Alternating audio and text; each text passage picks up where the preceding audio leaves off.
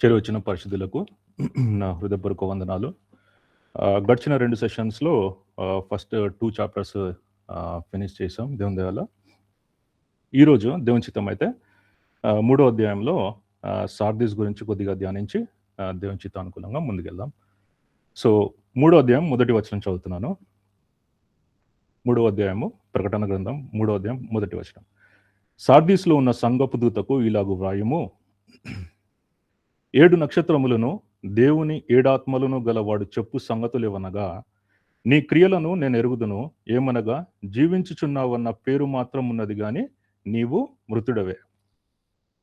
ఇక్కడ మొట్టమొదటిగా ప్రియులారా గమనించినట్టయితే సార్దీస్ మనకి ఏన్షియంట్ టర్కీలో లాస్ట్ టైం ధ్యానించిన విధంగా సార్దీస్ అనేది 4వ సంఘం, ఈఎస్పి, టిఎస్పి, ఎల్. సో 5వ సంఘంగా చూస్తున్నాం మనం. ఇక్కడ ప్రతి సంఘానికి ముందు దైవ కుమారుడు తనకు ఒక విశిష్టమైన నామంతో ఇంట్రొడ్యూస్ చేస్తున్నాడు. ఇక్కడ సార్దీస్కి వచ్చేటప్పటికి ఏమంటున్నాడంటే 7 నక్షత్రములను దేవుని 7 ఆత్మలను గలవాడు అంటున్నాడు. మీరు గమనించినట్టయితే ప్రియులారా, ప్రతి సంఘానికి ఏమైతే అవసరం ఉందో దాని ప్రకారం ఆయన నామాన్ని ఆయన చెప్తున్నాడు. ఫర్ ఎగ్జాంపుల్ ఎఫెసస్‌లో మొదటి ప్రేమ తగ్గిందన్నాడు. తర్వాత అక్కడ ఆయన ఏ విధంగా ఇంట్రడ్యూస్ చేశాడంటే ఆయన పేరుని అక్కడ 2వ అధ్యాయంలో మనం చూసినట్టయితే 7 నక్షత్రములు తన కుడి చేత పట్టుకొని 7 దీపస్తంభముల మధ్య సంచరించువాడు అని ఇంట్రొడ్యూస్ చేసుకున్నాడు. ఎందుకంటే ఆ సంఘంలో, ఎఫెసీ సంఘంలో ఒక ప్రాబ్లం ఉంది. ఏం ప్రాబ్లం ఉందంటే వివిధ బోధలు విని మొదటి ప్రేమను విడిచిపెట్టినందుకు సంఘాన్ని ఎత్తేస్తా అంటున్నాడు.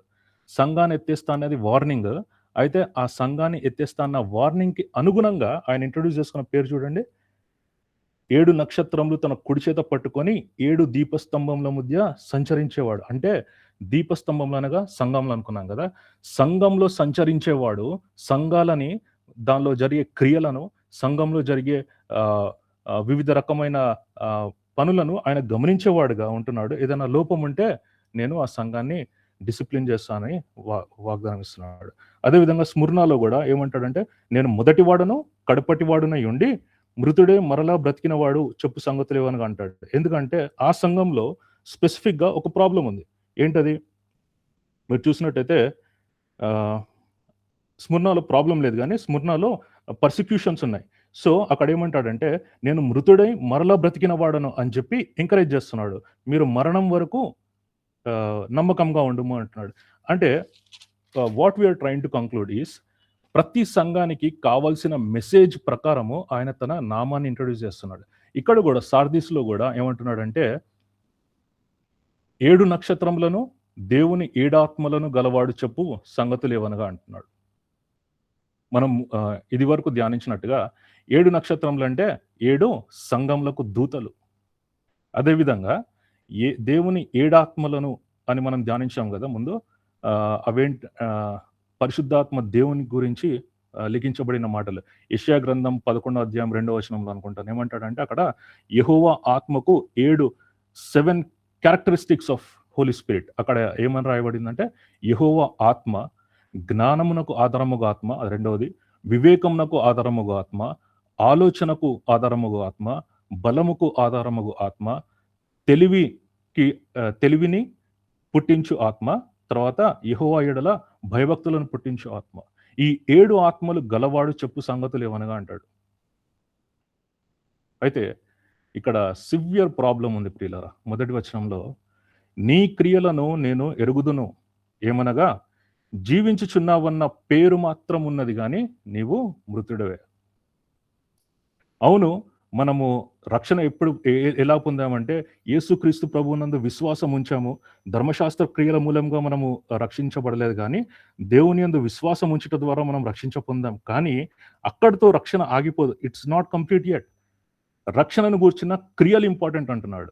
ఏమంటున్నాడు అంటే ఇక్కడ, నీ క్రియలను నేను ఎరుగుదును, ఏమనగా జీవించుచున్నావన్న పేరు మాత్రం ఉన్నది కానీ నీవు మృతుడవే.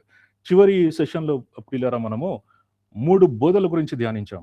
ఏంటది? ఒకటి బిలాము బోధ, ఇంకొకటి నికోలాయితుల బోధ, ఇంకొకటి యెజబెలు బోధ. బోధల గురించి మనం 3 రకాల బోధల గురించి మనము ధ్యానించాము. అయితే ఈ యొక్క సెషన్‌లో దేవుని చిత్తం అయితే 3 రకాల మనుషులు, 3 రకాల క్యారెక్టరిస్టిక్స్ మనం చూస్తాం. ఆ 3 ఈ వచనానికి ఫిట్ అయి ఉంటున్నారు. ఏంటంట జీవించుచున్నావన్న పేరు మాత్రం ఉంటది గానీ, ఈ ముగ్గురు మనుషులకి, ఈ ముగ్గురు క్యారెక్టరిస్టిక్స్‌కి, కానీ వారు ఆత్మీయంగా మృతులై ఉంటున్నారు.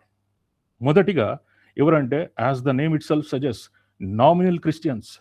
పేరు మాత్రం అంటే నామకార్థ క్రైస్తవులు. వీళ్ళెవరంట? వీరికి పేరుంటాయి. వీరికి ట్రెడిషన్స్ ఉంటాయి, ఆచారాలుంటాయి, పద్ధతులుంటాయి. కానీ వాటి మీనింగ్ తెలియని వారుగా ఉంటున్నారు. హోషేయలో అంటాడు గదా దేవుడు, నా జనులు జ్ఞానము లేక వీళ్ళకి జ్ఞానం లేదు. My people perish because of lack of knowledge. My people perish because of lack of understanding. వీళ్ళకి జ్ఞానం లేదు. వీళ్ళు ఏం చేస్తున్నారో వీరికి తెలీదు. వీరు వీరు వాక్యం చదువుతారు కానీ గ్రహించరు. వీరు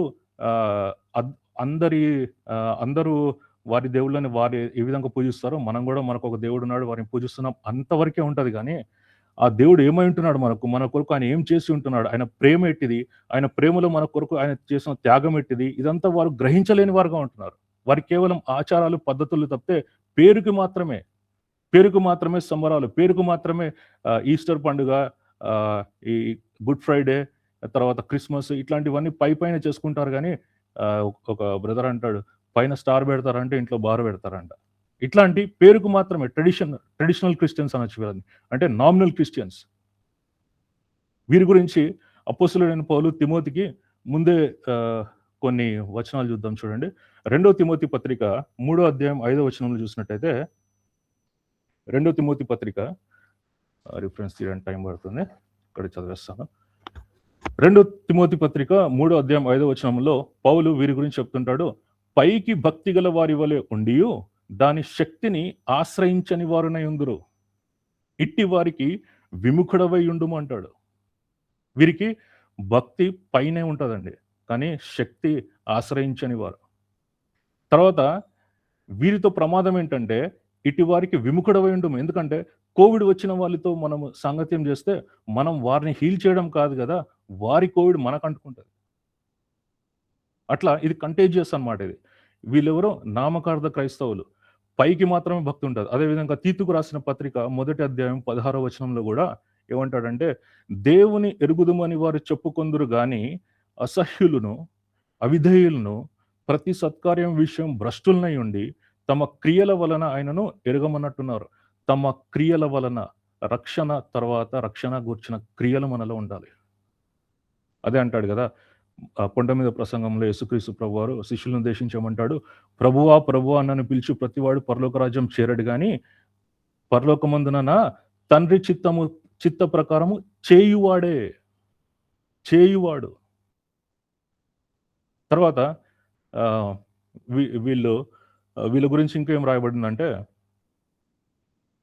పిలుచు ప్రతివాడును పరలోక రాజ్యంలో ప్రవేశింపడు గాని పరలోకమందున నా తండ్రి చిత్త ప్రకారం చేయవాడే ప్రవేశించును.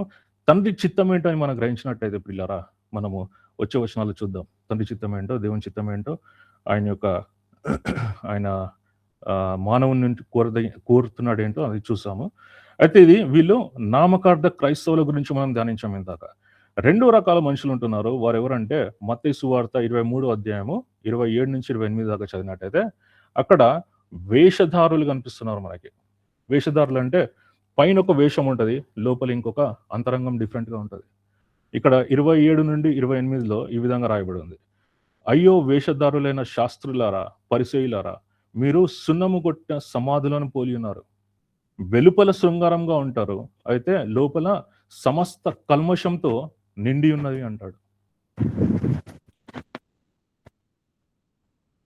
అలాగే మీరు వెలుపల మనుషులకు నీతిమంతులుగా నగపడుచున్నారు, కానీ లోపల వేషధారణతోనూ అక్రమంతోనూ నిండి ఉన్నారు అంటాడు. చూసారా, ట్రెడిషనల్ క్రిస్టియన్స్ అంటే వారికి తెలియక చేస్తారు, వేషధారులు ఏంటో తెలిసి చేసేవాళ్ళుగా ఉంటున్నారు. అయితే ఈ 2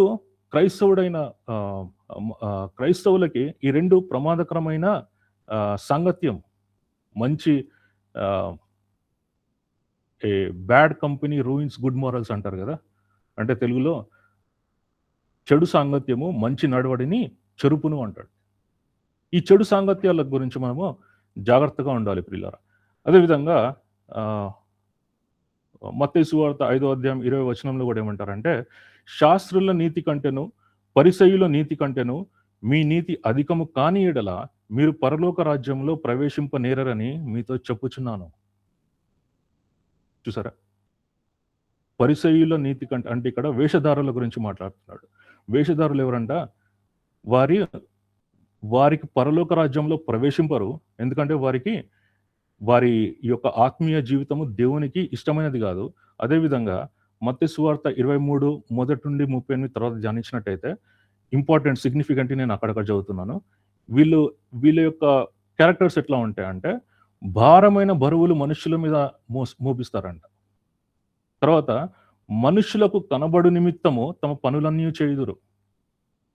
అగ్రస్థానములు, అగ్రపీఠములు, సంతలో వందనములు ఈ విధంగా ఆశిస్తూ బోధకులని పిలువబడుటయు కోరుదురు. అయితే యేసు ప్రభు మనకి ఇచ్చిన క్రమం ఏంటంటే, బోధకులని మీరు పిలువబడవద్దు అంటాడు. ఒక్కడే మనకు బోధకుడు. తర్వాత భూలోకంలో ఎవరిని తండ్రి అని పిలవకూడదు, ఒక్కడే మీ తండ్రి. తర్వాత క్రీస్తు ఒక్కడే మీ గురువు. One teacher, one father and one master. ఆ బోధకుడు ఎవరు? Holy Spirit is the one teacher. Father is one father. Father God is our only Father, and Christ is the only teacher. తర్వాత అందరికంటే గొప్పవాడు మనకు పరిచారకుడై ఉండాలి, మీకు పరిచారకుడై ఉండవాలని అంటాడు. తను తాను తగ్గించుకున్నవాడు హెచ్చింపబడును. ఇది మనకు తెలిసినవే, అయితే రివ్యూ చేసుకుంటున్నాం. ధర్మశాస్త్రంలో ప్రధానమైన విషయంలో అనగా న్యాయమును, కనికరమును, విశ్వాసమును విడిచిపెట్టి తిరిగి అంటాడు. ఎవరి గురించి? వేషధారుల గురించి. ఏంటంటే వీరు పైన వాటినే పైకి మానవుని దృష్టిలో ఏమైతే ఇంపార్టెంట్ ఉన్నాయో, ఏవైతే కనబడతాయో, ఏవైతే మెజర్ చేయగలుగుతారో వాటిలో ఎక్కువ ఫోకస్, ఎక్కువ కాన్సన్ట్రేషన్ పెడతారు. కానీ దేవుని దృష్టిలో ఏవైతే ఇంపార్టెంటో, ఏవైతే సిగ్నిఫికెంటో అంటే న్యాయము, కనికరము, విశ్వాసము, సాత్వికము, తగ్గింపు, ప్రేమ, తర్వాత ఇలాంటివి మనకు తెలిసినవి కదా. Fruit of the spirit. The fruit of the spirit అంటే ఎల్జేపీపీ, KGF, GS. Love, peace, love, joy, peace, patience, kindness, goodness, and faithfulness. తర్వాత జెంటిల్నెస్ అండ్ సెల్ఫ్ కంట్రోల్. ఈ 7 దేవుని దృష్టిలో చాలా బరువైనవి. ఇవి లేకుండా పైన సమూయేలు రాజును నియమించడానికి యెషయా దగ్గరికి వెళ్ళినప్పుడు ఏం చేస్తుంటాడు? తప్పులు. ఆయన కేవలం పై రూపాన్ని చూస్తుంటాడు. మానవుడు చూసేది పై రూపమే, మెరిసిందల్లా బంగారమే అన్నట్టు పై రూపమే చూస్తాడు. కానీ లోపల మనుషుడు పై రూపం చూస్తాడు, కానీ దేవుడైన యెహోవా అంతరంగమును పరిశీలించినంటాడు. సో చూసారా, ఈ వేషధారులు ఏంటంటే పై రూపం మీద ఎక్కువ ఫోకస్ పెడతారు, కానీ లోపల దేవునికి ఇష్టమైనవి, వాటిలో దేవుని దృష్టిలో బరువైన వాటిని వాళ్ళు వదిలిపెట్టేవారుగా ఉంటున్నారు. సో వీళ్ళ సంగత్యం కూడా క్రైస్తవానికి ప్రమాదమే. తర్వాత నెక్స్ట్ చూసినట్టయితే మూడో రకమైన క్యారెక్టరిస్టిక్స్ ఎవరంటే, వీళ్ళు సోమరుల గురించి మనము సామెతలంతా ధ్యానించవచ్చు. ఇక అక్కడ ఏ విధంగా ఎటువంటి హీన స్థితిలో సోమరుడు ఉంటాడంటే, పక్కన వాడికి డేంజర్ ముంచుకొస్తున్నా కూడా నిద్రనే, ఆలస్యతనే, ఈ విధంగానే ఉంటాడు. కానీ నిజంగా హెబ్రీ స్త్రీల గురించి ఏమని రాయబడింది? హెబ్రీ స్త్రీలు అంట చురుకైన వారంట. చురుకుతనం లేని క్రైస్తవులు కూడా, చురుకుతనం లేని వాళ్ళు కూడా మృతులతో సమానం అంటాడు. పేరుకి మాత్రమే వారు జీవిస్తున్నారు, కానీ వారిలో క్రియ లేదు. వారు దేనికి పనికిరారు. They are just passive, just spectators అన్నమాట. దేవుడు సోమరిపోతుల్ని అసలు సహించేవాడిగా లేదని మనం దేవుని వాక్యాన్ని చూస్తున్నాం. యేసు ప్రభు తన తండ్రి గురించి మాట్లాడుతూ ఏమంటాడంటే, తండ్రి ఇంకనూ పని చేయుచున్నాడు, నేనును పని చేయుచున్నాను అంటాడు. సోమరిపోతులైన క్రైస్తవులు కూడా దేవుని దృష్టిలో చాలా is giving a warning, clear warning in ప్రకటన గ్రంథంలో 1వ వచనంలో. సో మరొకసారి చూద్దాం. జీవించుచున్నావన్న పేరు మాత్రం ఉన్నది, కానీ నీవు మృతుడవే. ఎవరు వాళ్ళు? నామకార్థ క్రైస్తవులు, వేషధారులు, తర్వాత సోమరి సోమరి సోమరిపోతులు. సరే, 2వ వచనంకి వెళ్ళిపోదాం.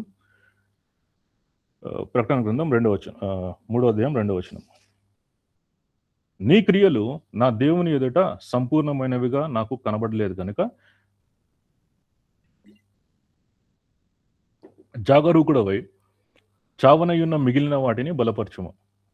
ఈ వచనం చూడంగానే ప్రియులారా, మనకు నెబుకద్రెజరు రాజు కొడుకు అయిన కుమారుడైన బెల్షసరు గుర్తుకొస్తాడు కదా. ఆయన దేవుని ఉపకరణములను తీసుకొచ్చి తన దర్బారు వ్యక్తులతో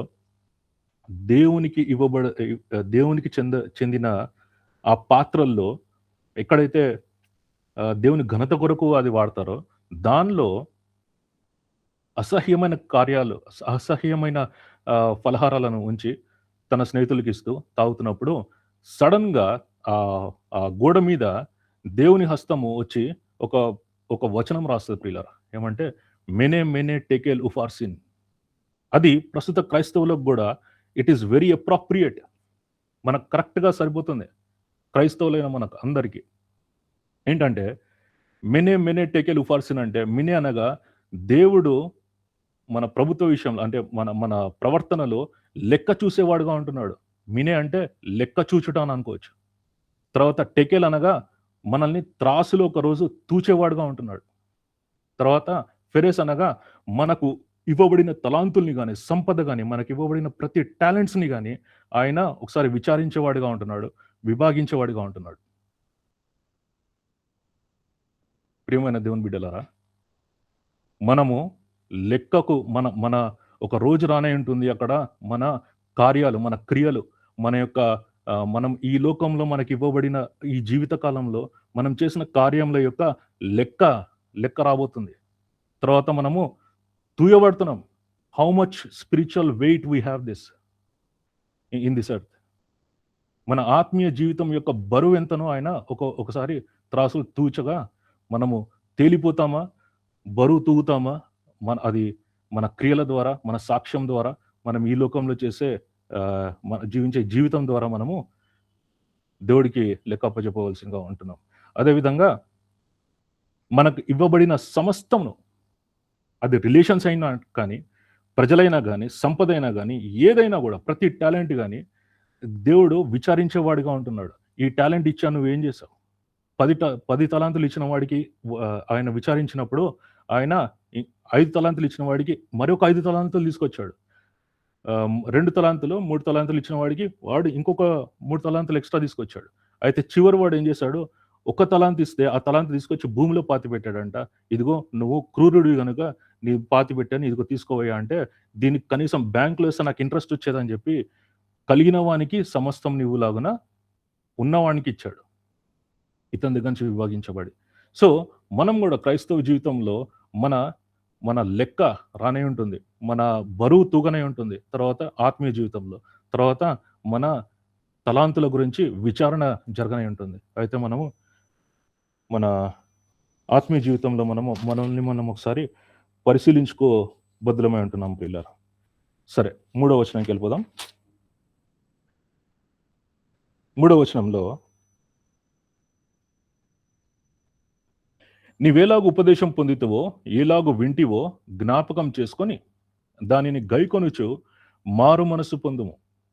నీవు జాగారూకుడవై ఉండని ఎడల నేను దొంగవలే వచ్చేదను, ఏ గడియం నీ మీదికి వచ్చేదనో నీకు తెలియదంటాడు. ఇక్కడ ఫస్ట్ ఆఫ్ ఆల్, సో సరే, రెండో వచనంలో నా తప్పుని చూపిస్తున్నాడు దేవుడు. అయితే 3వ వచనంలో ఏ విధంగా సరి చేసుకోవాలో కూడా ఆయన సొల్యూషన్ ఇస్తున్నాడు. ఏంటంటే, ఒకవేళ నేను వేషధారినై ఉంటే, ఒకవేళ నేను సోమరిపోతునై ఉంటే, ఒకవేళ నేను పేరు మాత్రమే నామకార్థ క్రైస్తవునిగా జీవించినట్టయితే, ఇప్పుడు ఏమంటున్నాడంటే, నీవేలాగు ఉపదేశం పొందితివో. ఏంటి ఆ ఉపదేశము? ఆ ఉపదేశము 1 తిమోతికి పౌలు రాస్తూ అంటాడు, 1వ అధ్యాయము 5-7 వచనాల్లో రాయబడింది ఏంటనగా, ఉపదేశ సారమేదనగా పవిత్ర హృదయము నుండి, మంచి మనస్సాక్షి నుండి, నిష్కపటమైన విశ్వాసము నుండి కలుగు ప్రేమయే. చూసారా ప్రియులరా, ప్రతి క్రైస్తవునికి ఉండాల్సింది ఏంటంట? పవిత్ర హృదయము, మంచి మనస్సాక్షి, తర్వాత నిష్కపటమైన విశ్వాసము. పవిత్ర హృదయం, హృదయం అన్నిటిలో ఎంత మోసకరమైనది అంటారు కదా! అయితే ఆ మోసకరమైన హృదయం నుండి ఎప్పుడైతే మనం రక్షణ పొందామో, దానిలో ఉన్న మోసాన్నంతా దేవుని రక్తంలో కడిగి వేసుకొని, పవిత్రంగా ఉండడానికి మనం ప్రతిరోజు, ప్రతి క్షణం, ప్రతి ఒక్క every hour and every minute and every second every Christian has to fight. ఒకవేళ ఆ మోసం ఇంకా ఉన్నట్టయితే దేవుని వాక్యం అనే రెండంచులు గల ఖడ్గంతో కోసుకుంటూనే ఉండాలి. Every day is a day of salvation. భయంతోనూ, వణుకుతోనూ నీ యొక్క రక్షణను కొనసాగించేది రక్షణ. కొనసాగించుకునేది. పాపం చేసినప్పుడు మన మనస్సాక్షి మనల్ని గద్దిస్తుంటే దేవుని సన్నిధిలో దేవా ఈ తప్పు చేశానని క్షమాపణ అడగాల. క్షమాపణ అడుగుతూ దాన్ని ప్రాక్టీస్ చేయాల. దాన్ని ఇప్పుడు సైకిల్ మనం నేర్చుకుంటుంటాం కదా! ఫస్ట్ డే మనకు సైకిల్ రాదు. పడతాం, గాయాలవుతాయి. అట్లానే రెండో రోజు మానేయం.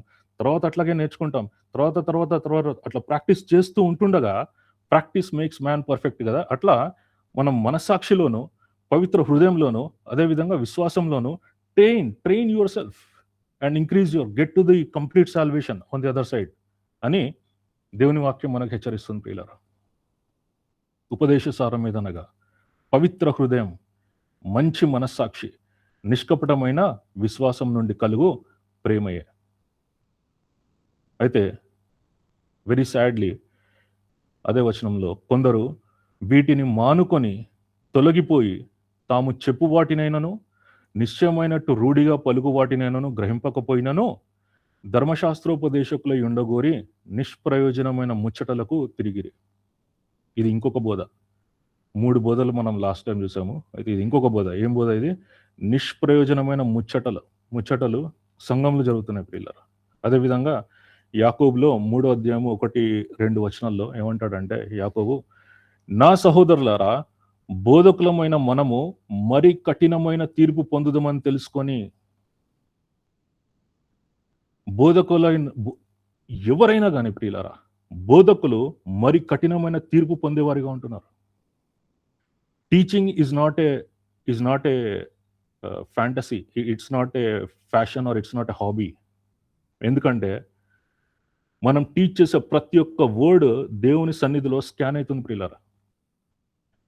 నిన్ను గూర్చు, నీ బోధన గూర్చు జాగ్రత్తగా ఉండమని చెప్తాడు అపొస్తలుడైన పౌలు తిమోతికి. ఎందుకంటే మరి కఠినమైన తీర్పు పొందుదుము అని క్లియర్గా చెప్తున్నాడు. అందుకే అనేక విషయంలో మనము పొందుదుము అని తెలుసుకొని మీలో అనేకులు బోధకులు కాకుండుడి. It is better not to become a teacher rather than becoming a false teacher, rather than becoming a teacher that teaches other than truth. దేవుని వాక్యానికి తప్పిపోయి టీచ్ చేస్తే దేవుడు వదిలిపెట్టేవాడిగా లేడు. ఇంకా కొనసాగిస్తూ అంటాడు, అనేక విషయములలో మనమందరము తప్పిపోచున్నాము. ఎవడైనాను మాట యందు తప్పని ఎడల అట్టివాడు లోపం లేనివాడై తన సర్వ శరీరమును స్వాధీనమందించుకున్న శక్తి గలవాడగును. సరే, ఇక్కడ మనం ఉపదేశం గురించి ధ్యానించాము, తర్వాత బోధకుల గురించి ధ్యానించాము. ముందుకెళ్ళిపోతున్నాను. 3వ అధ్యాయము 4వ వచనం. అయితే తమ వస్త్రములను అపవిత్రపరచుకొనని కొందరు సార్దీసులోని యొద్ద ఉన్నారు. వారు అర్హులు గనుక తెల్లని వస్త్రములు ధరించుకొని నాతో కూడా సంచరించెదరు. ఇక్కడ చూసినట్టయితే పిల్లరా, తమ వస్త్రములను అపవిత్రపరచుకొనని కొందరు అంటాడు. ఏంటి అపవిత్రత? వస్త్రములు అపవిత్రంగా ఏ విధంగా అవుతాయి అంటే, అక్కడ ఆత్మీయంగా మనం ధ్యానించినట్టయితే యూదా పత్రిక 1వ అధ్యాయం 23వ వచనంలో ఈ విధంగా రాయబడి ఉంది. అగ్నిలో నుండి లాగినట్టు కొందరిని రక్షించుడి, శరీర సంబంధమైన వారి అపవిత్ర ప్రవర్తనకు ఏమాత్రము నొప్పుకొనక దానిని అసహించుకొనుచు భయంతో కొందరిని కరుణించుడి అంటాడు. ఇక్కడ శరీర సంబంధమైన అపవిత్ర ప్రవర్తన ఏంటండి? అపవిత్ర ప్రవర్తనలు గలతీ పత్రిక 5వ అధ్యాయంలో మనం చూసాం కదా. ఇందాక ఆత్మ యొక్క ఫలాలను ఆత్మ ఫలంను చూసాము. తర్వాత శరీర కార్యములు చూస్తాం. ఇక్కడ చూడండి, గలతీల పత్రిక 5వ అధ్యాయము 19 నుండి 21 దాకా చదివినట్టయితే అక్కడ ఈ యూదా పత్రికలో చెప్పబడిన అపవిత్ర ప్రవర్తనకు కారకమైన శరీర కార్యం చూస్తున్నాం. అక్కడ ఏంటవి?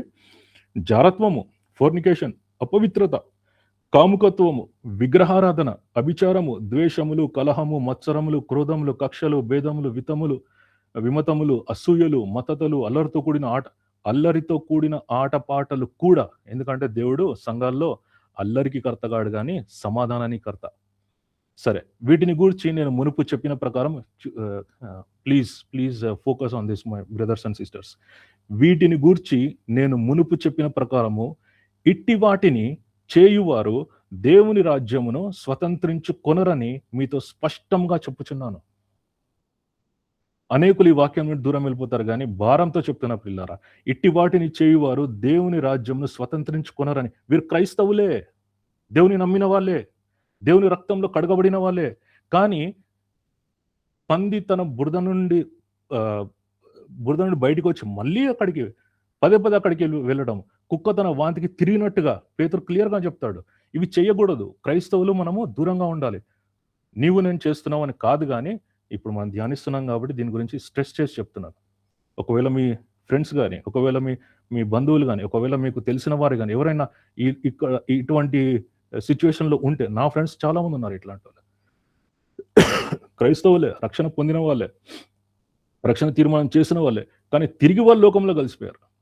అట్టి వారికి నేనుగా దేవుని వాక్యం క్లియర్గా చెప్తుంది ఏంటంటే, ఇట్టి వాటిని చేయువారు దేవుని రాజ్యమును స్వతంత్రించుకొనరని మీతో స్పష్టంగా చెప్పుచున్నాను. ఒక చర్చిలో దీని గురించి స్ట్రెస్ చేసినప్పుడు నన్ను ఒక్కడిని కూర్చోబెట్టి 20 మంది నాతో డిబేట్ చేశారు. నేను ఒక్కడే చూపించా, దేవుని వాక్యం చెప్తుందయ్యా, నాది కాదు. మీరు రక్షించబడాలనే భారంతో చెప్తున్నాను, కానీ మిమ్మల్ని మీరు కాపాడుకోవాలని చెప్తున్నాను, కానీ నా సొంత ఎజెండా ఏం లేదు దీనిలో అని చెప్తే వాళ్ళు ఇప్పటికీ వినకుండా, వన్స్ సేవ్డ్ ఇస్ సేవ్డ్, మేము ఏదైనా చేస్తాం, ఏది చేసినా కూడా మేము వీళ్ళు పరలోకానికి వెళ్తాం, కానీ మా ఇష్టానుసారంగా జీవించినా కూడా దేవుని రక్తంలో మేము కడగబడ్డాం కాబట్టి మేము పరలోకానికి వెళ్తున్నారు. కానీ దేవుని వాక్యం క్లియర్గా డిఫరెంట్, ఇట్స్ డిఫర్స్.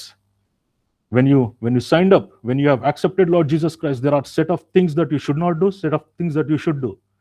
ఒకవేళ పాపంలో పడిపోతే నోబడీ ఈస్ పర్ఫెక్ట్. ఒకవేళ పాపం చేస్తే మనస్సాక్షి గద్దించినప్పుడు తిరిగి ఆయన దగ్గర క్షమాపణ కోసం వెళ్ళాలి.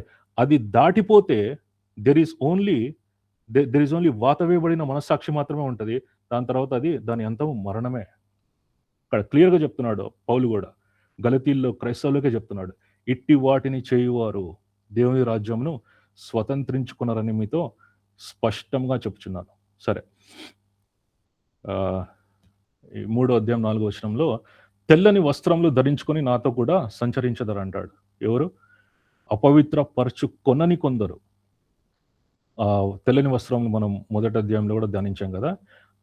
అది ప్రకటన 19:8లో రాయబడినట్టు అవి పరిశుద్ధుల నీతి క్రియలు అని మనం చూస్తున్నాం. సరే, నేను దాటి వెళ్ళిపోతున్నాను 5వ వచనంలో. ఇక్కడ ప్రకటన గ్రంథం 3వ అధ్యాయం 5వ వచనంలో, జయించువాడు అలాగున తెల్లని వస్త్రములు ధరించుకొనను. ఇక్కడ చాలా సిగ్నిఫికెంట్ ప్రియులారా. జీవ గ్రంథంలో నుండి అతని పేరెంత మాత్రము తుడుపు పెట్టక నా తండ్రి ఎదుటను ఆయన దూతల ఎదుటను అతని పేరు ఒప్పుకొందును అంటాడు. జీవ గ్రంథం, this is very very important. ఎందుకంటే ఇక్కడ నేను 20వ అధ్యాయంకి వెళ్ళి కొన్ని వచనాలు చదువుతాను. ఇక్కడ ప్రకటన గ్రంథం 20వ అధ్యాయము 11-15 వచనాలు. మరియు ధవళమైన మహాసింహాసనమును దాని యందు ఆసీనుడయ్యున్న కొన్ని చూచితిని, భూమి ఆకాశములు ఆయన సముఖం నుండి పారిపోయిను, వాటికి నిలువు చోట కనబడకపోయిను.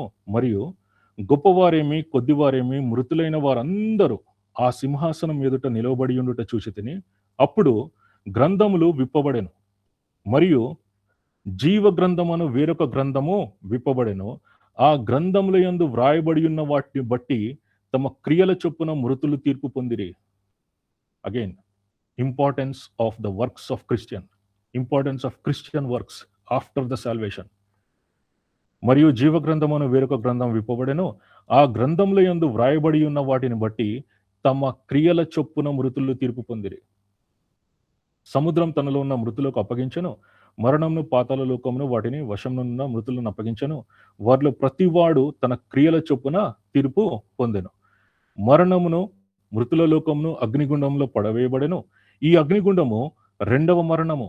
ఎవని పేరైనను జీవగ్రంథమందు వ్రాయబడినట్టు కనబడని ఎడల వాడు అగ్నిగుండంలో పడవేయబడెను. How serious this is brothers and sisters. మనము ఏదన్నా లిస్ట్లో ఏదన్నా రైల్వే ఎగ్జామ్ కానీ లేకపోతే ఏదన్నా గవర్నమెంట్ ఎగ్జామ్ కానీ రాసినప్పుడు మన పేరు ఆ లిస్ట్లో లేకపోతే మనం ఎంత ఆవేదనకు గురి చెందుతాం కదా. అట్లాంటిది జీవగ్రంథం అనే ఆ ఆ జీవంలో ప్రవేశించే ఆ గ్రంథంలో మన పేరు లేకపోతే యుగ యుగాలు మనం ఆ లోకంలోకి వెళ్ళలేం. ఆ నూతన పరిశుద్ధ లోకంలోకి వెళ్ళక నిత్యము అగ్నిగుండంలో మన మన టైము స్పెండ్ చేయాల్సి వస్తుంది. ఎంత grievous my brothers and sisters. జీవగ్రంథమను ఆ గ్రంథంలో నీ పేరు నా పేరు లిఖించబడిందా అనే దాని మీద కొద్దిగా ధ్యానం చేసి ముందుకెళ్దాం. అయితే ఇక్కడ క్లియర్గా ఏమంటున్నాడంటే ఎవని పేరైనను జీవగ్రంథమందు వ్రాయబడినట్లు కనబడని ఎడల అంటాడు.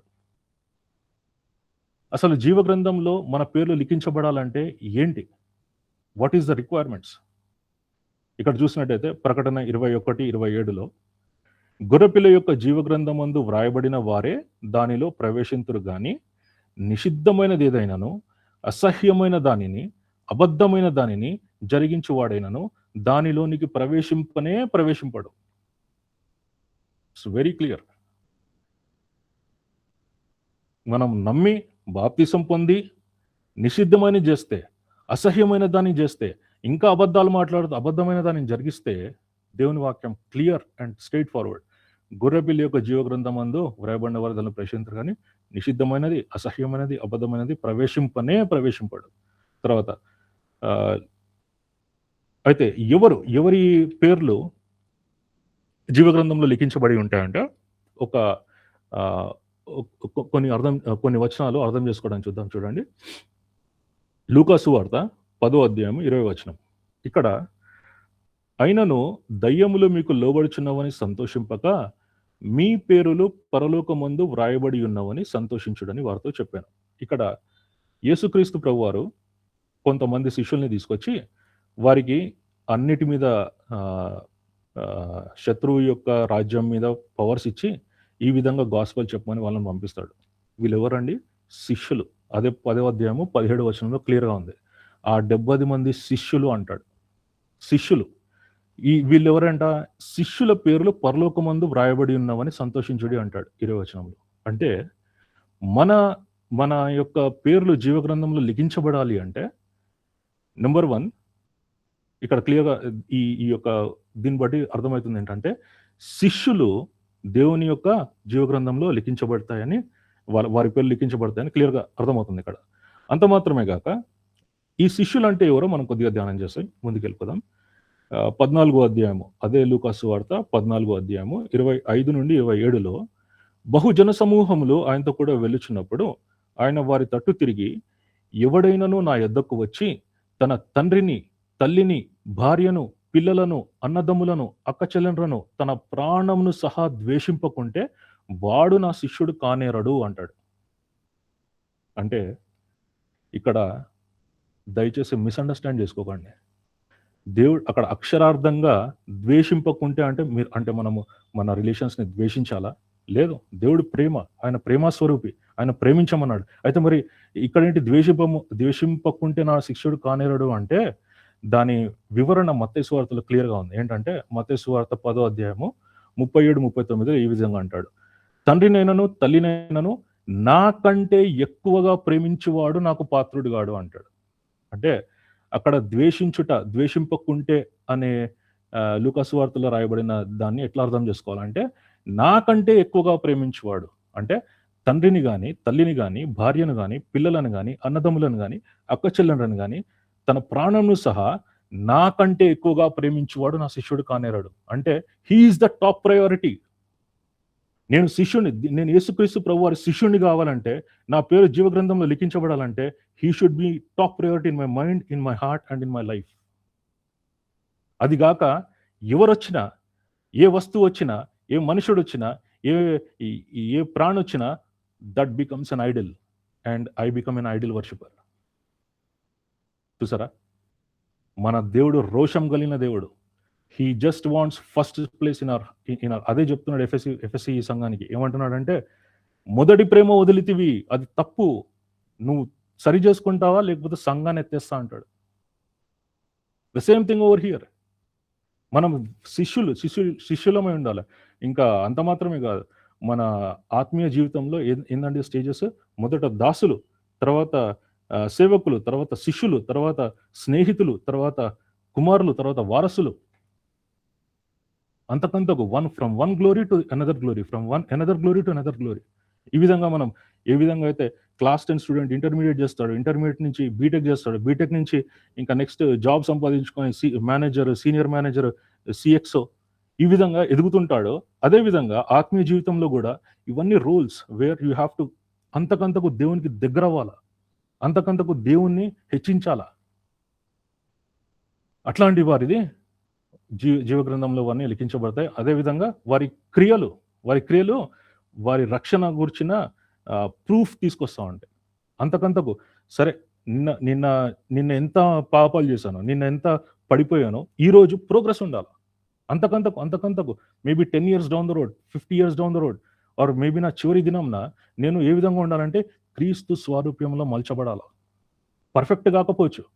There is no Christian who is without sin on this side of the heaven. కానీ అంతకంతకు ఆయన జీవితంలో, ఆయన క్రియల్లో పరిశుద్ధత ఇంక్రీజ్ అవుతా ఉండాలి. అంతకంతకు దేవుని స్వరూప్యం దానిలో, దేవుడు ఏమంటాడు, నేను పరిశుద్ధుని కనుక మీరును పరిశుద్ధులై ఉండాలా. ఆయన పరిశుద్ధత అంతకంతకు మనలో ఇంక్రీజ్ కావాలా. ఆ పరిశుద్ధత ఇంక్రీజ్ అయినప్పుడు ఆత్మీయ ఫలములు ఫలించి అది దేవుని మహిమపరుస్తాయి. అది అటువంటి వారి యొక్క పేర్లు జీవ గ్రంథంలో లిఖించబడతాయని క్లియర్గా దేవుని వాక్యం క్లియర్గా తేటగా చెప్తుంది. అదేవిధంగా శిష్యుల క్వాలిటీ కూడా ఇంకోటి చూస్తాం. 2-3 నిమిషాల్లో ముగిస్తాను. 14వ అధ్యాయం 33వ వచనంలో, లూకాసు వార్త 14:33, ఆ ప్రకారమే మీలో తనకు కలిగినదంతయు విడిచిపెట్టని వాడు నా శిష్యుడు కానేరాడు. కలిగినదంతా. తర్వాత మత్తయి సువార్త 19వ అధ్యాయం 27-29లో, ఇదిగో మేము సమస్తమును విడిచిపెట్టి నిన్ను వెంబడించితిమి అంటాడు. ఎవరు? పేతురు. అప్పుడు దానికి ఒకవేళ సమస్తమును విడిచిపెట్టి యేసుప్రభును శిష్యునిగా వెంబడించినట్టయితే వాళ్ళకి కలిగేది ఏంటంటే 100 రెట్లు పొందును, ఇదియుగాక నిత్య జీవమును స్వతంత్రించుకును అంటాడు. 27-29 వచనాల్లో తర్వాత ధ్యానించుకోండి. సరే, అంత మాత్రమే కాక ఇక్కడ 3వ అధ్యాయం 5వ వచనంలో చివరి భాగం చూసినట్టయితే, జీవగ్రంథంలో నుండి అతని పేరు ఎంత మాత్రము తుడిపి పెట్టగా నా తండ్రి ఎదుటను ఆయన దూతల ఎదుటను అతని పేరు ఒప్పుకొందును. నా తండ్రి ఎదుటను ఆయన దూతల ఎదుటను అతని పేరు ఒప్పుకొందును. ఎవరి పేరు యేసుప్రభు ఒప్పుకుంటాడంటే, మత్తయి సువార్త 10వ అధ్యాయము 32-33లో ఈ విధంగా రాయబడింది. మనుషుల ఎదుట నన్ను ఒప్పుకొని వాడెవడో పరలోకమందును నా తండ్రి ఎదుట నేనును వానిని ఒప్పుకొందును. మనుషుల ఎదుట ఎవడు నన్ను ఎరుగననునో వానిని పరలోకమందున నా తండ్రి ఎదుట నేనును ఎరుగనందును. చాలా మంది క్రిస్టియన్స్ అని చెప్పుకోవడానికి భయపడతారు. కొంతమంది అయితే సిగ్గుపడతారు. కొంతమంది అయితే ఏమంటారు, నామోషి అంటారు కదా. ఆమె క్రిస్టియన్ అని చెప్పుకోవడానికి భయం. ఆమె క్రిస్టియన్ అని చెప్పుకోవడం, నేను యేసుక్రీస్తు ప్రభు అన్న రక్షకుడు అని చెప్పుకోవడానికి, ఒప్పుకోవడానికి భయం. ఎక్కడ నిందిస్తారో, ఎక్కడ శ్రమల పాలు చేస్తారో, ఎక్కడ ప్రమోషన్స్ ఇవ్వరో, ఎక్కడ మనల్ని మన పురోగతికి అడ్డంగా వస్తారో అని ఇంకా చెప్పుకుంటూ పోతే ఎన్నో కార్యాలు చేస్తుంటారు మనం ఎరిగినవే. అయితే క్లియర్గా దేవుని వాక్యం ఏం చెప్తుందంటే, మనుష్యుల ఎదుట నన్ను ఒప్పుకొను వాడెవడో పరలోకమందు వాడు ఒప్పుకోనబడును, ఎవడు నన్ను ఎరగననునో వానిని పరలోకమందున నా తండ్రి ఎదుట నేను ఎరగనందును అంటాడు. అయితే పేతురు జీవితంలో జరిగింది మనకు తెలిసిందే కదా. ఆయన ఆయన ఆయన ప్రాణం మీదకి వచ్చినప్పుడు మూడు సార్లు ఆయన ఎవరో నేను ఎరుగను. ఇక మూడోసారి అయితే ప్రాణం మీదకి వస్తే శపించుకున్నాడు.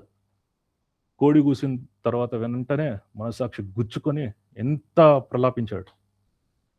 వాస్తవానికైతే యేసుక్రీస్తు ప్రభు వారు పేతురు కూడా నాకు తెలియదు తండ్రి అని ఉండొచ్చు. అయినా కూడా జాలి గల దేవుడు కాబట్టి వచ్చి ఆయనకి ఇంకొక ఛాన్స్ ఇస్తే, నేను సిలువ వేయబడడానికి ఈ విధంగా అర్హునిగాను నన్ను తలక్రిందులుగా సిలువ ఇవ్వమని చెప్పాడని హిస్టోరియన్స్ చెప్తుంటారు. సరే, అయితే ముందుకెళ్ళిపోదాం. చివరి 6వ వచనం చదివి ముగించుకుందాం. ఇక్కడ సంఘములతో ఆత్మ చెప్పుచున్న మాట చెవిగలవాడు వినుగాక. ఏంటంటే ఇక్కడ గమనించండి ప్రియులారా, చెవి గురించి కొన్ని వచనాలు చూసి మనము మన ధ్యానం ముగించుకుందాం. యోబు 34:1-3 వచనాల్లో ఈ విధంగా రాయబడింది. అప్పుడు ఎలీహు మరల ఇలాగ చెప్పసాగాను, అంగిలి ఆహారంను రుచి చూచున్నట్లు చెవి మాటలను పరీక్షించును. అంటే చెవి గలవాడు వినుగాక అంటే కేవలం విని వదిలేయకుండా మాటలను పరీక్షించే వారిగా ఉండాల. క్రైస్తవుల యొక్క చెవులు మాటలను పరీక్షించుట, అది దేవుని యొక్క మాటలా కాదా అని దేవుని గ్రంథంలో మనం పరీక్షించాలి. నెంబర్ 1. తర్వాత ఈ మాటల్లో మనకి ఏమైనా ఆత్మీయ ఎదుగుదల, ఎడిఫికేషన్ ఉందా? ఆత్మీయంగా మనకి ఏదైనా బెనిఫిట్ అవుతుందా? ఒకవేళ బెనిఫిట్ అవుతే దాన్ని ఆశ్రయించాలి, బెనిఫిట్ కాకపోతే దాన్ని వదిలిపోయాలి. There is some testing that should happen in the years. అంత మాత్రమే కాక సామెతలు 23:12లో ఉపదేశం మీద మనస్సు నుంచుము. ఇక్కడ ప్రతి సంఘానికి చివరిగా రాయబడి ఉంటుంది కదా, సంఘములతో ఆత్మ చెప్పుచున్న మాట చెవిగలవాడు వినుగాక. చెవిగలవాడు వినుగాక అంటే దాని అర్థం ఏంటంటే ఉపదేశం మీద చెప్పబడే ఉపదేశం మీద మనస్సు నుంచు, చెవి యొగ్గు, మాటలను పరీక్షించు, దాన్ని అన్వయించు. దేవుని వాక్య ప్రకారంగా ఉందా లేదా అని మనకి పరిశుద్ధాత్మ దేవుడు మనల్ని లోపల గుచ్చుతున్నాడు. మనకి హీస్ నడ్జింగ్ అస్. ఇంకా తర్వాత యాకోబు అయితే ఇంకా సివియర్గా మాట్లాడతాడు. 1వ అధ్యాయం 22వ వచనంలో, మీరు వినువారు మాత్రమై ఉండి మిమ్మును మీరు మోసపుచ్చుకొనకుండా అంటాడు. కేవలం వింటే మనల్ని మనం మోసపుచ్చుకున్న వాళ్ళమంట. అయితే వాక్య ప్రకారం ప్రవర్తించువారనై ఉండు అంటాడు. వాక్య ప్రకారం ప్రవర్తించువాడు. సంఘాల్లో మనకి విశ్వాసులు వాక్య ప్రకారం ప్రవర్తించేవారుగా ఉండాలి, మనకి మాదిరి చూపించే వాళ్ళుగా ఉండాలి. వాక్య ప్రకారం వాక్యంలో ఏముందో దానిలో మనల్ని ఎంకరేజ్ చేసే వాళ్ళుగా ఉండాలా. వాక్య ప్రకారం ఏది కాదో అది ధైర్యంగా this is wrong according to the word of God చెప్పగలిగే వాళ్ళు ఉండాలి. నెహెమియా లాంటి వాళ్ళు, మోషే లాంటి వాళ్ళు. తర్వాత మనం చదువుతుంటాం కదా legends in the Holy Bible. We need them because they are the eyes, they are the guidance, they are the mentors. Without spiritual leaders a church gets ruined. సరే, అదేవిధంగా సంఘములతో ఆత్మ చెప్పుచున్న మాట ఎఫెసీ 1వ అధ్యాయం చూసినట్టయితే అక్కడ ఆత్మ గురించి మనకు కొన్ని వివరంగా రాయబడింది. అక్కడ ఎఫెసీ పత్రిక 1వ అధ్యాయము 13-14 వచనాల్లో, మీరును సత్యవాక్యమును అనగా మీ రక్షణ సువార్తను విని క్రీస్తునందు విశ్వాసం ఉంచి వాగ్దానం చేయబడిన ఆత్మ చేత ముద్రింపబడితిరి. దేవుని మహిమకు కీర్తి కలుగుటకై ఆయన సంపాదించుకొనిన ప్రజలకు విమోచనము కలుగు నిమిత్తము ఈ ఆత్మ మన స్వాస్థ్యమునకు సంచకరువుగా ఉన్నాడు. మనము ఈ లోకము వదిలి వెళ్ళిపోయేదాకా the Holi spirit in us is the guarantee that we will be united with our Lord Jesus Christ one day.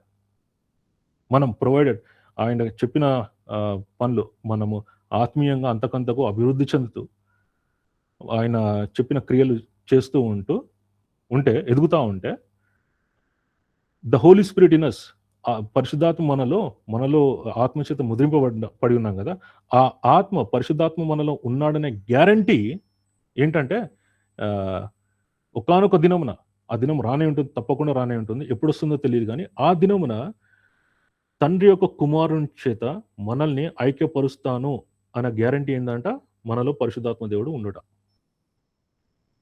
మనలో పరిశుద్ధాత్మ దేవుడు ఉన్నాడని గ్యారంటీ ఏంటి అంటే, ఒక దగ్గర యోహాన్లో అంటాడు, యేసుక్రీస్తు ప్రభువారు దైవ కుమారుడని మీరు ఒప్పుకున్నట్టయితే మీలో పరిశుద్ధాత్మ ఉన్నాడు అంటారు.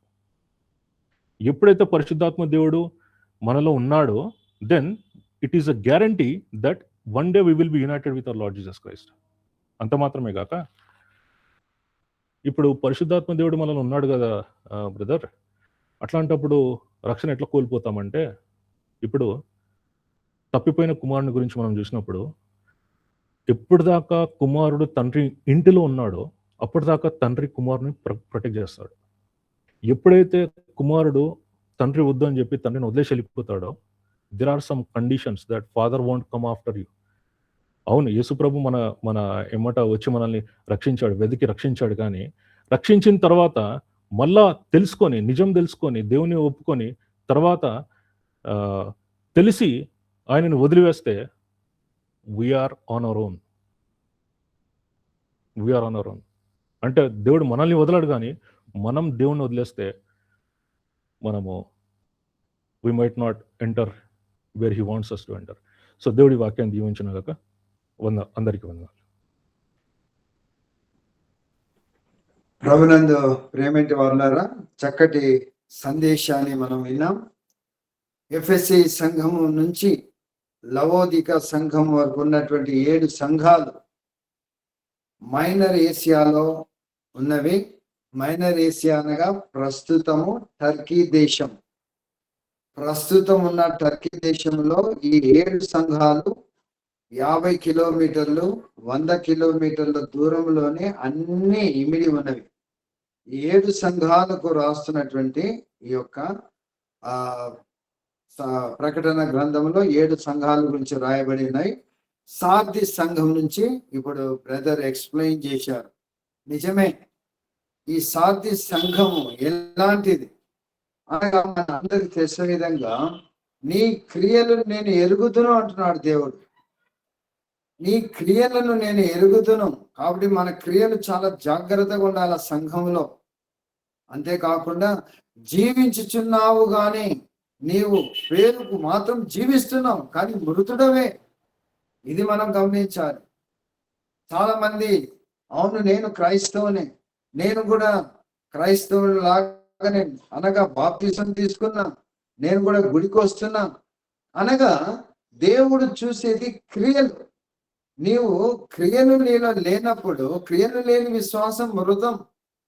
అందుకని ఇక్కడ దేవుడు ఎంత స్పష్టంగా రాసి గ్రంథస్థం చేశానుగా, జీవించుచున్నావు అని పేరు మాత్రం ఉన్నది కానీ నువ్వు మృతుడవయ్యా అంటున్నారు. అలాగే 3 మంచి చక్కటి ఉదాహరణ తీసుకొచ్చారు. నామినల్ క్రిస్టియన్స్, పేరుకు మాత్రం క్రైస్తవుడు, కానీ మనకు తెలిసిన విధంగా ఆ 2వ తిమోతి పత్రిక 3:5 ఉంది కదా, ఏమంటే పేరుకు మాత్రము క్రైస్తవులుగా పిలువబడుతున్నారు కానీ ఆ క్రైస్తవత్వంలోనిటువంటి ఆ యొక్క క్యారెక్టర్స్ మనలో లేవు. కాబట్టి జాగ్రత్త వహించాలి. అంతేకాకుండా మరలా ఈ యొక్క వేషధారులుగా ఉన్నారు. కొందరు సున్నపు కొట్టిన సమాధులుగా ఉన్నారు. పైకి బాగా కనబడుతున్నారు కానీ లోపల కుళ్ళిపోయినటువంటి శరీరం. అలాగ ఉండకూడదు. బయటికి మాత్రం మనం ఏదో భక్తి పరులుగా కనబడకూడదు. మన క్రియలు ఏ విధంగా ఉన్నాయి 10 మంది చూస్తూ ఉంటారు. తర్వాత సోమరిపోతులుగా ఉండేవారు ఎంతో మంది ఉన్నారు. కాబట్టి మనం సర్దుకోవాలి. దేవుని వాక్యము మారు మనసు పొందండి అంటున్నాడు వాక్యంలో. 3వ వాక్యంలో మారు మనసు పొందండి. నీ క్రియలు సంపూర్ణమైనవి కావు. ఎందుకనగా చాలా మంది బోధ చేస్తుంటారు కానీ ఆ బోధ దేవునికి అంగీకారమైనదా? బోధ చేస్తున్నప్పుడు ఇదిగో నా బోధ దేవునికి అంగీకారంగా ఉన్నదా లేదా, నా బోధ భయభక్తులతో వెళుతున్నదా లేదా, కూర్చున్న వారు ఆ బోధ వల్ల ప్రయోజనం పొందుతున్నారా లేదా అని బోధకులమైన మేము కూడా చాలా జాగ్రత్త కలిగి ఉండాలి. ఎందుకనగా మాకే కఠినమైన శిక్ష యాకోబు పత్రిక 3వ అధ్యాయం 1వ వచనంలో రాయబడింది. చాలా జాగ్రత్తగా ఉండాలి. అందుకే అనేకులు బోధకులు కాకండి అంటున్నాడు. ఎందుకు? బోధ చేసే వాళ్ళు చాలా జాగ్రత్త కలిగి ఉండాలి. నీ బోధ మనుషుల మీద ప్రభావం చూపిస్తుంది. నువ్వు ఆత్మతో నడిపింపబడుతున్నావా లేదా చాలా జాగ్రత్త కలిగి ఉండాలి. అంతేకాకుండా గలతీ పత్రిక 5వ అధ్యాయం 19వ వచనంలో ఆడ శరీర కార్యాలని ఉన్నాయి, 15 ఉన్నాయి. శరీర కార్యాలు 15 ఉన్నాయి అక్కడ. ఆ శరీర కార్యాలు చేస్తూ మేము కూడా క్రైస్తవులే అని చెప్పుకునేవారు ఉన్నారు. కానీ ఆ శరీర కార్యాలు చేస్తూ ఏ విధంగా నేను పరలోక రాజ్యం పోతానని ఒకరు ఆలోచించారు. అందుకనే ఒక వాక్యం ఉంది హెబ్రీయులకు రాసిన పత్రిక 12వ అధ్యాయం 14వ వచనంలో, పరిశుద్ధత లేకుండా ఎవడు దేవుని రాజ్యము చేరలేడు. ఇది చాలా జాగ్రత్త, సీరియస్. చాలా మంది లైసెన్స్ అనుకుంటున్నారు. నో, పరిశుద్ధత లేకుండా దేవుణ్ణి చూడలేరని హెబ్రీయులకు రాసిన పత్రిక 12:14 స్పష్టంగా చెప్తున్నది. కాబట్టి మారు మనసు పొందండి. ఇది దేవుని హెచ్చరిక. క్రియలు, మన క్రియలు చూస్తాడు దేవుడు. కాబట్టి నేను జీవించుచున్నాను పేరు మాత్రం ఉంది కానీ మృతుడవయ్యా బాబును అని దేవుడు సెలవిస్తున్నప్పుడు మన క్రియలు మనం ఏంటి, నేను ప్రతిరోజు రక్షింపబడుతున్నానా, ఏమైనా పాపము చేస్తే అనగనగా మనిషి రూపంలో ఉన్నాము, మనము ఆత్మ రక్షింపబడింది, శరీరం రక్షింపబడలేదు. కాబట్టి ఏదైనా తప్పు చేస్తే వెంటనే పరిశుద్ధాత్మ మనల్ని వెంటనే అలర్ట్ చేస్తాడు. చేసినప్పుడు మనం సరిదిద్దుకోవాలి. అందుకనే ప్రతిరోజు రక్షింపబడాలి. కాబట్టి కొందరు సాటి సంఘములో ఉన్నారు, వారు అపవిత్రపరచుకోనకుండా జాగ్రత్త పడ్డారు. వారు జయించువారు, వారు దేవుని యొక్క జీవ గ్రంథములో వారి పేర్లు రాయబడి ఉన్నాయి. కాబట్టి ఎంత అదృష్టం కదా. కాబట్టి అలాగ మనం ఉండాలి. అందుకనే సంఘములతో చెప్పు, ఆత్మ అనగా చెవి గలవాడు వినును. కాబట్టి మనం వినాలి. విని అవునా ఈ సంఘంలో మన క్రియలు ఒకవేళ బాగలేకపోతే గనా దేవుడు మారు మనసు పొందమంటున్నాడు కదా. ఒకవేళ జీవ గ్రంథంలో నా పేరు ఉందా లేదా, ఏ విధంగా జీవ గ్రంథంలో నా పేరు ఉండాలంటే నేను ఏ విధంగా జీవించాలి, పరిశుద్ధమైన జీవితం ఉండాలి అని మనం గ్రహించి మనం సరిదిద్దుకోవాలి.